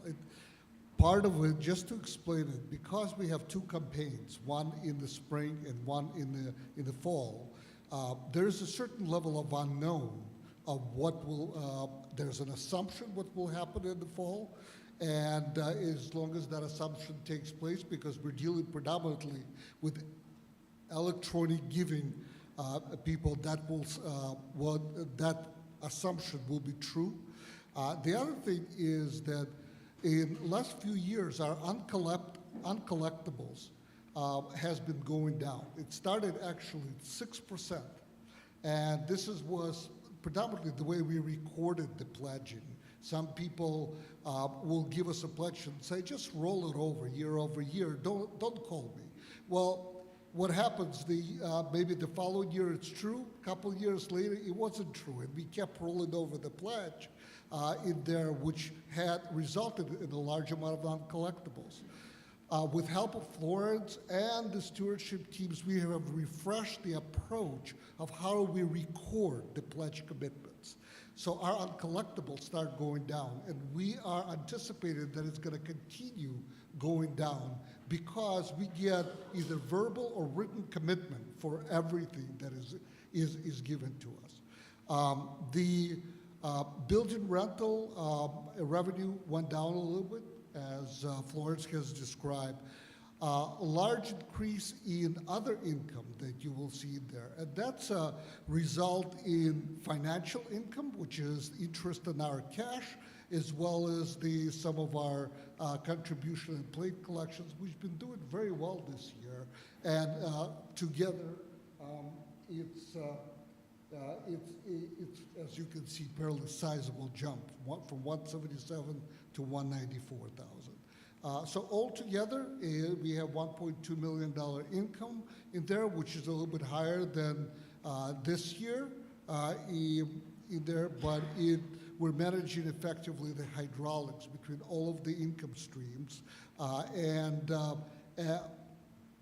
the last but not least, you will see our draw from income endowment, which is what we call the passive income, has increased. Part of it is because our income endowment has grown, and the way we calculate the draw, it is averaging 20 quarters and 5% of that. We're also guided by 30% of our operating income. Well, the good news is that our draw has increased this year. A bit of a concerning news is we are at 30% right now of our operating income. So our income endowment will continue to grow because, as I said, our balance is about at $9 million.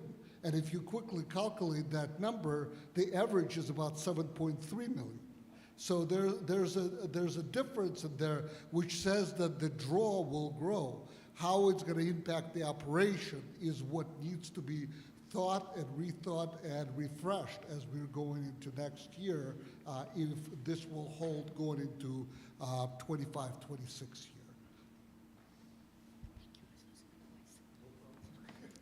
Okay, and then here is the expenses. As we already mentioned, the little change in RE, increases elsewhere. One of the biggest areas of the increase is under employee benefits. I mentioned to you before that we're budgeting for a 12% increase in health insurance.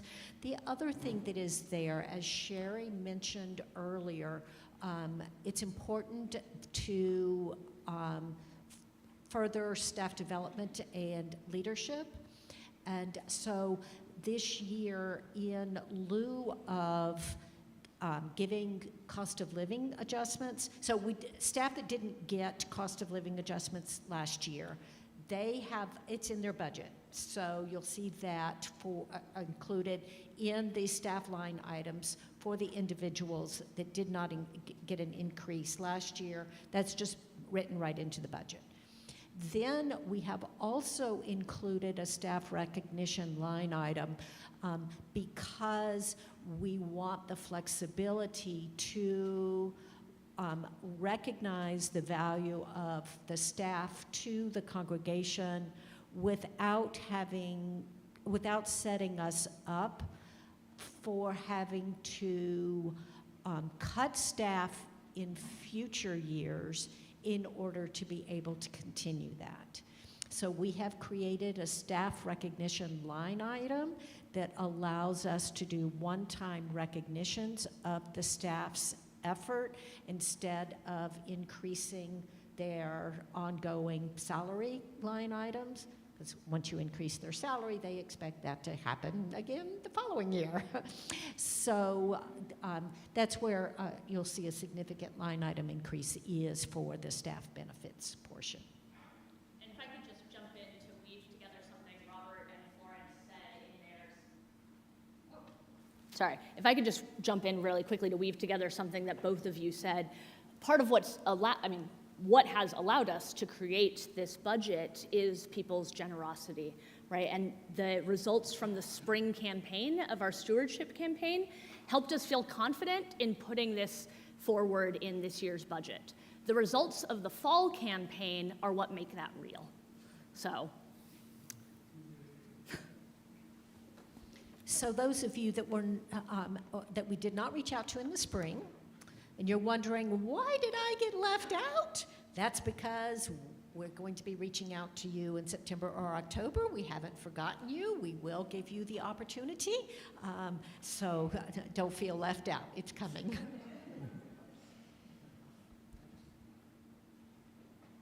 Next slide. So the intent of that slide, just to demonstrate that we have a balanced budget. So the income number is 1.227. And the expense number is 1227.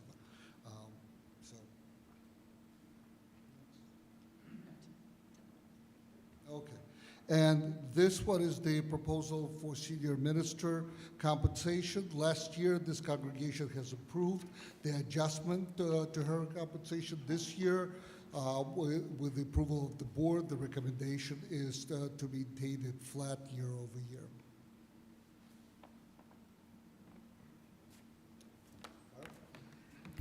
Hello. Thank you very much. I didn't realize we were going to have a full budget form, but hopefully that was informative and helpful. So we will have two votes. The first will be on Reverend Shari's compensation, senior minister compensation. Robert, do you want to make the proposal since you're the treasurer? Yes, we propose that the compensation for 24-25 year is maintained as it was in 23-24. Okay, any questions? Yes, Linda? Will that include the increase? Will that include an increase? Will that include increase in the health insurance for Reverend Shari? No, the requirement for passing a line item for the senior minister, we're only required to pass that for their salary and housing and professional expenses. So their health insurance is in a different line item. Other questions about compensation? Annie?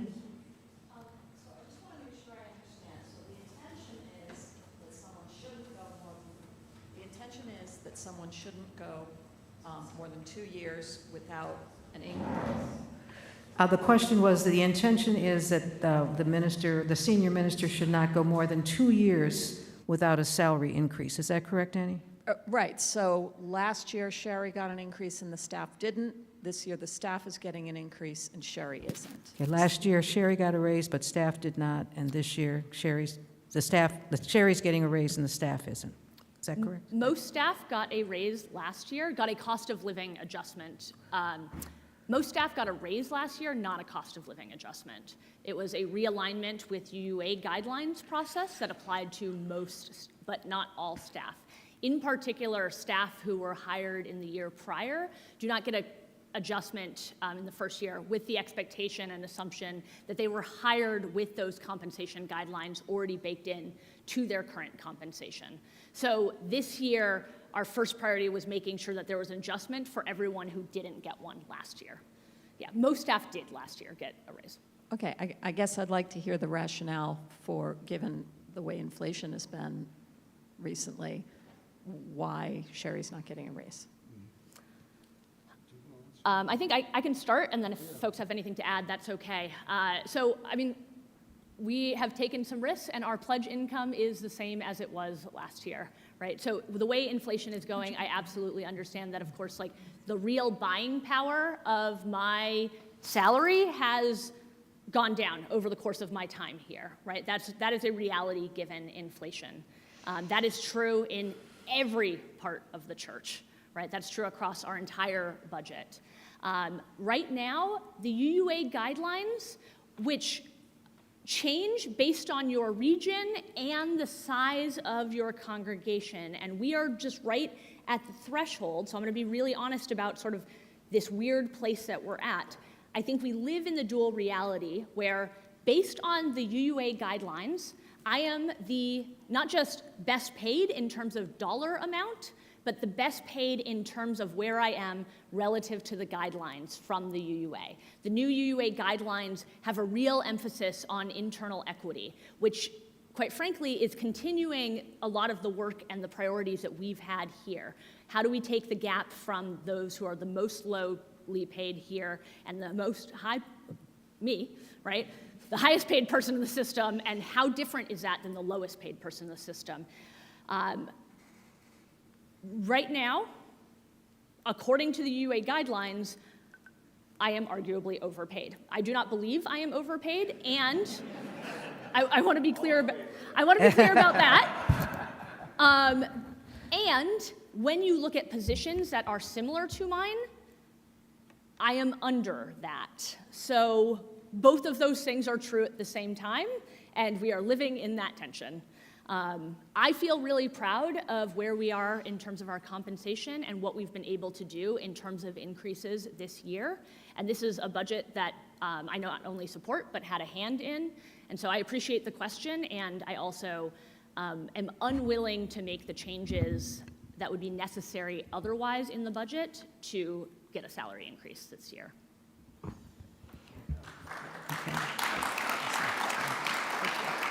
Are there other questions? I see Jan Miller. Are there other questions? Okay, and then I see you, John.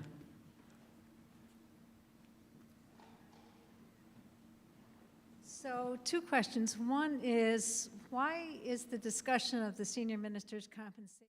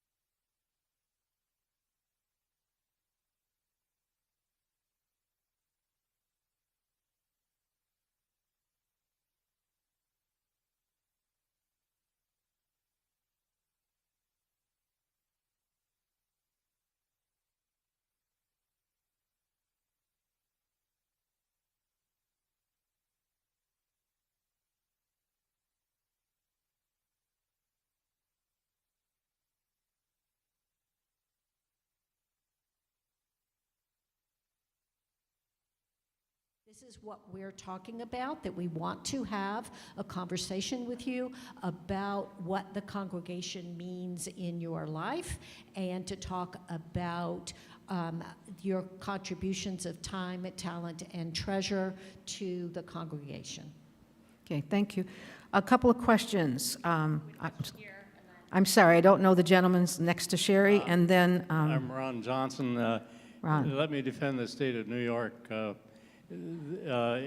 If you remember the days on late night TV, there would be certain preachers who would compensate themselves in the manner of a Maharaja in a British colony.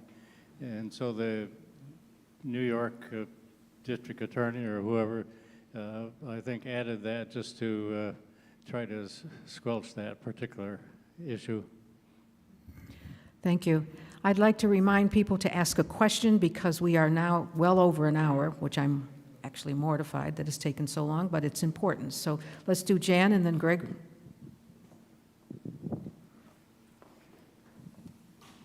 Every time I'll repeat it, Jan, just go ahead. Every time we're doing a stewardship campaign, I'm very aware of some of the people who are active participants in the church who I think have called friends.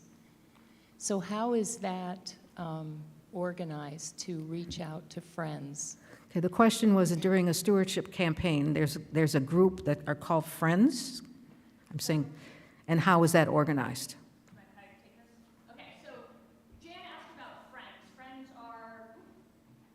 Jan asked about friends.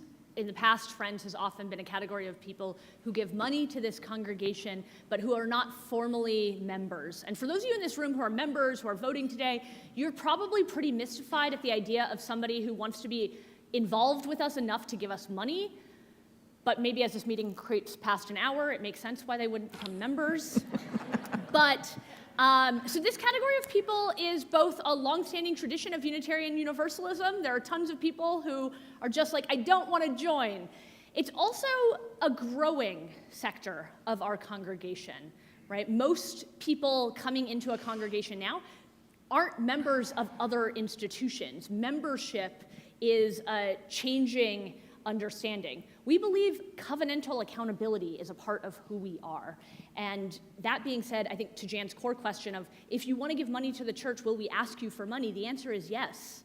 There's no wrong time to increase your gift to the church. If you're so inspired by John, now's the time. Yeah. Gives new meaning to friends with benefits, right? That was beautiful. Gregory, go ahead. That was beautiful, Barbara. We needed a little break. I want to make sure the clerk got that in the minutes, please. But anyway, I don't believe this has happened, Barbara, so I'd like to second the motion that Robert Thank you, made. Gregory. All right? We have a motion and a second, but I don't want to preclude questions. Are there any pressing questions that have not been asked? Nancy? It's not so much a question as a concern. As you noted from the budget, the endowment is really terribly important these days. Without it, we'd be in a mess. And I'm just wondering, I was on the Legacy Committee years ago, and I'm wondering if the Legacy Committee is continuing, and I do hope they are. We would welcome your leadership, Nancy Brush. I'm so pleased that you asked, and Florence mentioned earlier that Mary Ann Randall and Annie McQuilkin and Jan Miller are leading, pardon? And Ann Perry. And Ann Perry are restarting Resurrecting this it. work now. Yeah. So thank you to those who had served in this capacity. Thank you for the Legacy Committee. Yeah. And I might be bold enough to say those that have been on the Legacy Committee in the past might be offer your advice to that group as they regenerate that. So it is an important part of the congregation, Nancy. Thank you. Yeah. Are there any other pressing questions? All right. All in favor of the minister's compensation? Remember, this is a two-part vote, so we're going to do the ministers and then the budget. All in favor of, close your eyes, Sherry. Okay. All right. All those opposed? Any abstentions? All right. I think the clerk recorded that, so I won't repeat what I saw, but you saw it. Okay. The budget. All those in favor of the budget as presented? Oh, that's right. I'm sorry. Would you like to make that, Lynn? Okay, that's what I was thinking, but I'm a little rattled right now. So, yeah, it came from the board. So, all those in favor of supporting the 2024-2025 budget, raise your hand, please. Thank you. Opposed? Abstentions? Thank you very much. Thank you to our financial team that has put us in very good stead. All right, I'm going to turn it over to Lynn Kinsman for hopefully a quick announcement, and then I'm going to adjourn. And I'm going to invite him before he leaves to come up and get the gravel. Let's have a peaceful transfer of power. Let's model this, okay? So, Tim? Did you want to say something about GA? I'm sorry? Did you want to say something? No, you go ahead. Well, let me just finish with Tim. Yeah.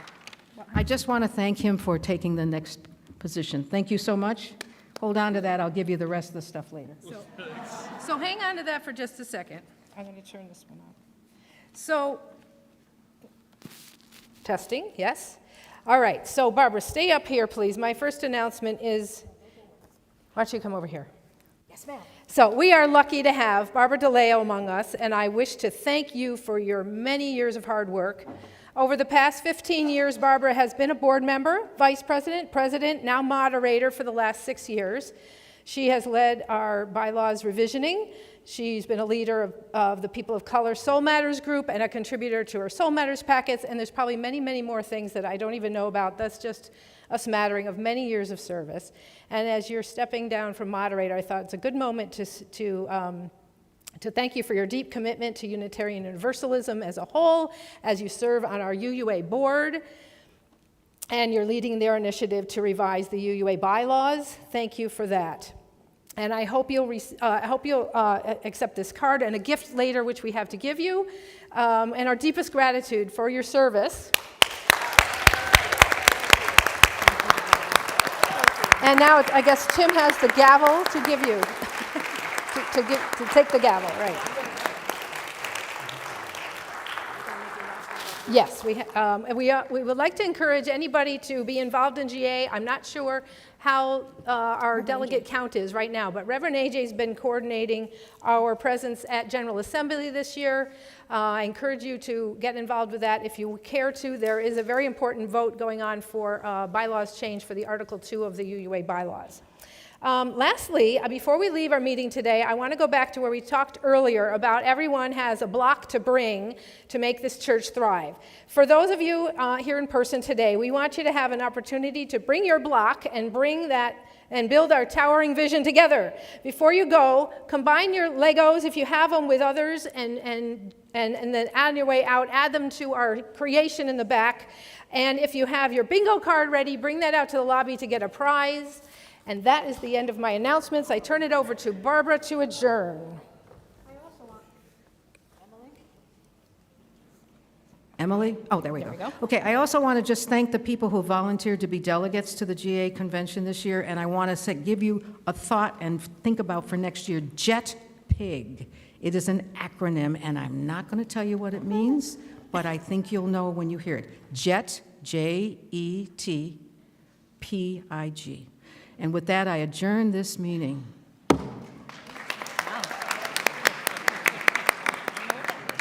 Justice, equity, transformation, pluralism. Okay. What's the I? Yeah, What's I'll the take that. I? I'll put it in the bag. I have I forget what the I is. for you. Okay.